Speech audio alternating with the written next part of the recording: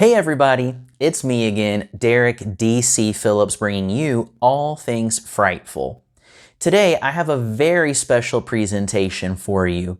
In the past, I know that I've shared some of my own writing on this channel, but that's been more historical fiction.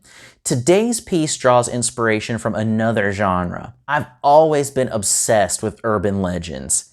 I love how creepy they are. They kind of make us scream and laugh at the same time. We hear these stories, we pass them on, and they grow and they develop. It's like a game of telephone that gives you goosebumps. We often don't know how these stories get their start, and we often don't know how they evolve into what they become. They're just realistic enough that they keep us wondering, could that really happen?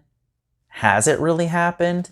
I hope you enjoy this story, and I also want you to share some of your favorite urban legends in the comments section below. Today's piece is called The One About the Old Lady in the Back Seat.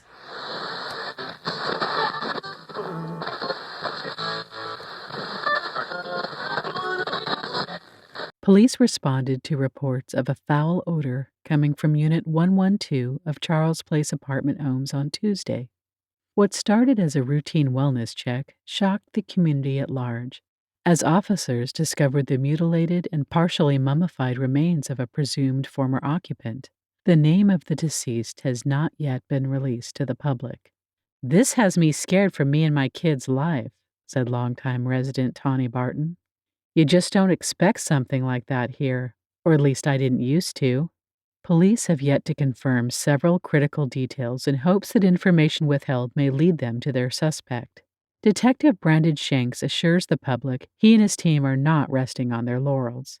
"We do have several leads, and one particular person of interest," Shanks said. He went on to describe the person of interest as an elderly woman who frequented the unit and was last seen wandering the parking lot on the morning of the gruesome discovery. Complex management has confirmed that no one fitting this individual's description was named on lease documents, and police stress that the woman is not a suspect. She is simply wanted for questioning. Fingering the heel of her worn canvas shoe, Candace Miffler sighed impatiently. Now that she'd managed to remove the offending pebble from under her sockless sole, she could focus on the mass of mall-branded bags she'd dumped in a semicircle around her. Casting a self-conscious glance over each shoulder, she puffed tepid air through pursed lips. A sprig of wayward hair shifted to her temple where it stuck. Candace sighed again. Heat radiated from the asphalt under her, and she longed for the car's climate-controlled interior, the AC being one of its few functioning amenities.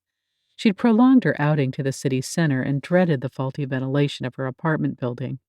80-plus degrees and humid in December.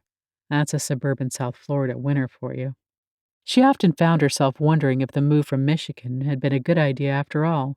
So many signs seemed to indicate a resounding no.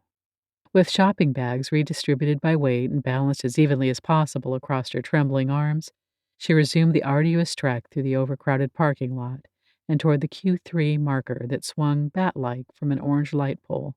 Try as she might to block out the unpleasant existential thoughts that plagued her these days, the physical exertion only exacerbated her sense of ill ease. What am I doing here? The question materialized unbidden in her mind. Well, what would I be doing there if I had stayed? She smirked as the inner mental jousting continued. I'd probably be trimming a tree on Mom's behalf, waiting for the cookie dough to rise in the oven, anticipating a cold front, playing peacemaker. She was doing it again, thinking to herself too quickly and involuntarily talking to herself, out loud, in public. Ugh. She nodded politely to the dad, who was now watching her from the corner of his eye, while a trio of munchkins descended from their minivan enclave. "Probably thinks I'm a bag lady," she muttered. In that moment, she felt the distinct and absurd urge to go over and shove all these bags of toys and doodads into the man's open car with no explanation. Why do I bother? Why buy gifts to send home? I doubt I'll get so much as a thank you, and I barely know my sister's kids. A more direct question would be, why did she feel she had anything to prove? She knew she wouldn't hand over the gifts to a stranger in the mall parking lot. She'd consider donating them instead, but the fleeting fantasy put a sly grin on her face. which quickly dissipated as she approached her sensible Camry. For the second time in under 10 minutes, she let her shopping bags crunch to the ground. At this point, their contents were likely undonatable anyway. Along with the parcels, her jaw dropped as a woman made eye contact with her. A woman sitting in the Camry's back seat. Candace's initial assessment was that the woman appeared ancient, which made her feel guilty. Nearing 40, she realized that, in some whippersnapper's eyes, she may reach ancient status sooner rather than later. The older woman also appeared totally unbothered, unaffected even, as Candace came around to the back passenger side door and tapped softly on the window. Realizing the insanity of knocking to enter her own car, she tapped the key fob and moved to open the door herself. If the situation weren't so bizarre, she might have found it comical. The car's auxiliary light came on, and the elderly woman's snow-capped eyes shone bright. "Can I help you?" Candace managed, at a near total loss of words, to address the stranger in her car. The woman cleared her throat and, unmoved and unmoving, said in a twittering voice, "It's so hot, dear. I just needed some kind of shade. These flimsy palm trees the city government planted just aren't worth their weight in gold." "Oh, um, all right. Have you tried going into the mall? It's air conditioned, you know." The old lady sighed, as if Candace had asked the stupidest question ever posed. "Well, of course, sweetie. But they know me too well in there, and they aren't so hospitable for transients." Candace felt herself blushing at the woman's candor. Reflecting on her own solo status this season, she also felt a tug at the proverbial heartstrings.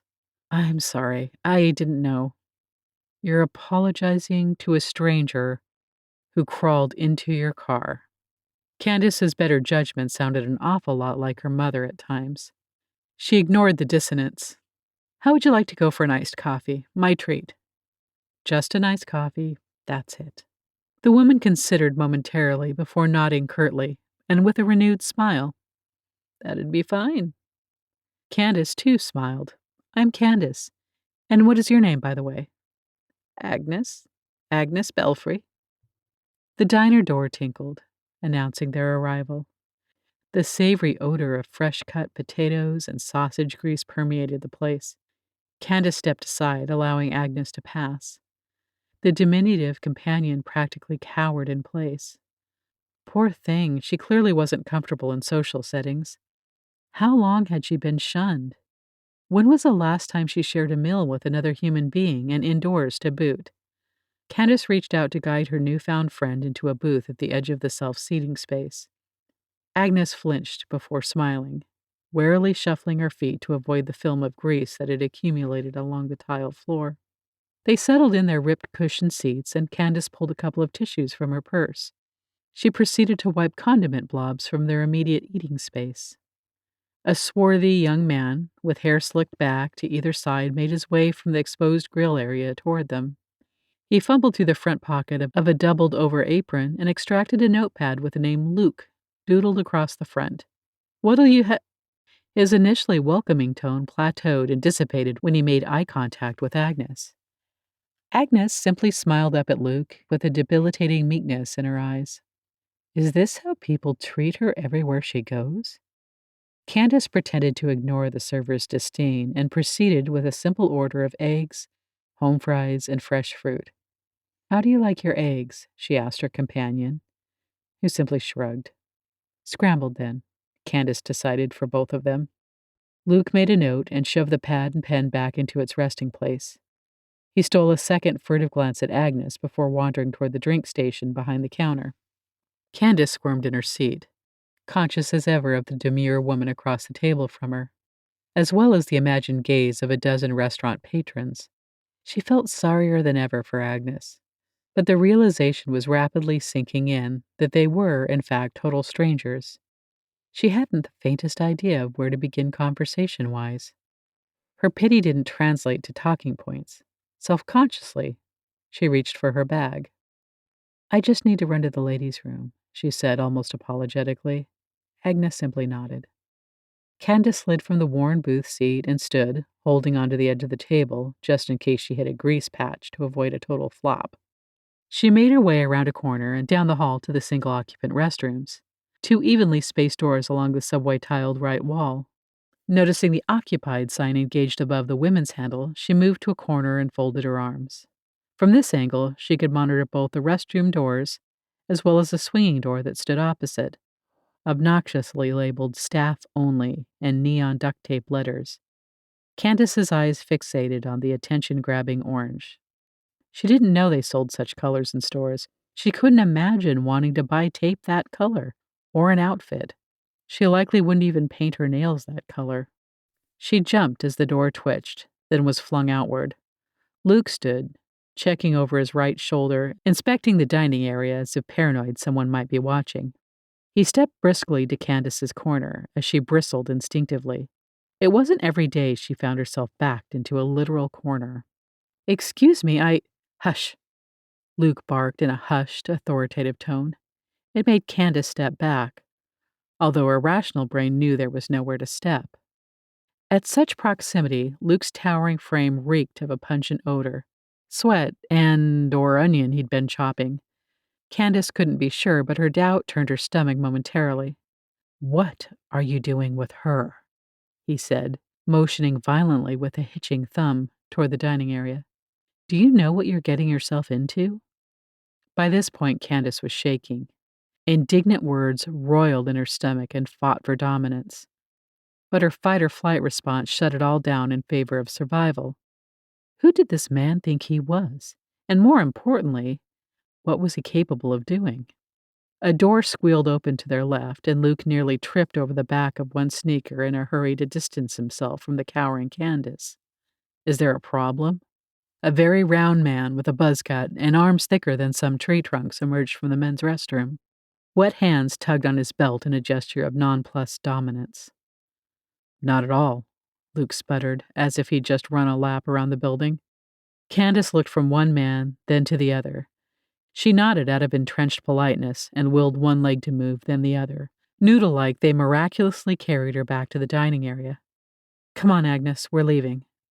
As the two women gathered themselves and made their way to the single entrance exit, Candace could swear she heard a voice call to her. "You're in over your head," it seemed to say. The cab of the car now felt uncomfortably cloistered. Candace's face burned red in spite of the cool air that pummeled her cheeks and tousled her hair. "Are you comfortable enough?" she asked Agnes, who had upgraded to the passenger seat. "What's that, dear?" "Are you comfortable with the temperature?" Agnes let out a good-natured cackle. "Not much bothers me, hon. I'm fine." Candace flicked on the turn signal and forced a smile. "Almost there," she said with a level of cheer she certainly didn't feel. "And then what? You have a cup of coffee and you kick her back out to the curb?" "Of course not," Candace hissed under her breath. "What was that, hon?" "Damn it, I'm doing it again." "Nothing. I just said, gosh, it's hot." Agnes smiled absently and nodded. As they pulled into the crack lot of the Charleston Place apartment homes, her eyes glazed with what appeared to be awe. The units were in desperate need of pressure washing, and loiterers smoked questionably fat cigarettes in hushed huddles. But there was nothing like the envy of a homeless woman to remind you that a home was a home. Candace whipped into her assigned parking space and announced their arrival. "Home sweet home." "I'll say." This time, Agnes didn't wait for her host to open any car doors. Instead, she lurched out of the car and darted up a truncated set of stone steps to the door of Unit 112, located on the first of two squatty floors. "Is this it?" she said with barely harnessed excitement in her eyes. Candace nodded. Much to her consternation, Agnes latched onto the knob before she could even dig the key from her purse. "Just one moment," she said with mild disapproval ripe in her voice. Once she jimmied the door open, she stepped to one side to the foyer-cum-mudroom and allowed Agnes to pass. The old woman let her purse drop to the floor. "Can I take your coat?" Candace offered. "She's getting too comfortable, I can tell. This was a bad idea. Alert, alert." "No, thank you, hon. I'm cold by nature." Phew, crisis averted. "Why don't you have a seat on the sofa? I'll get the coffee going. Agnes hesitated only momentarily. Might I use your powder room first? Of course. First door, down the hall on the right. Cool water dribbled down Agnes's forehead and cheeks, running off into the wrinkled gulches of her skin. She patted herself gingerly with a hotel white washcloth she'd grabbed from the bathroom closet and leaned against the sink for support.